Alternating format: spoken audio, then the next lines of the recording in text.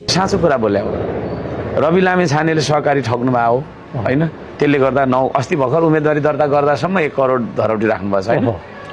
धरौटी होइन छुटेको बेलामा त यो पछिल्लोपल्ट उहाँले बिगो नै तिर्नुभयो भनिसकेपछि उहाँ ठगी गर्नु भएकै हो होइन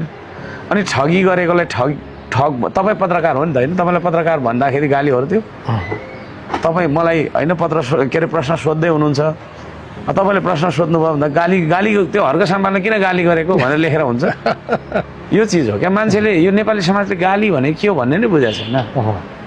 गाली भनेको त नहुने कुरा गर्नु पो गाली त उहाँहरूले चाहिँ मलाई गाली गरिराख्नु भएको छ क्या त तपाईँ किन बिर्सनुहुन्छ तपाईँलाई भेट्नै आएर रवि लामिछानेले सँगै हिँडौँ भनेर प्रस्ताव गरेको त्यो त उहाँको स्वार्थ थियो राजनीतिक स्वार्थ थियो होइन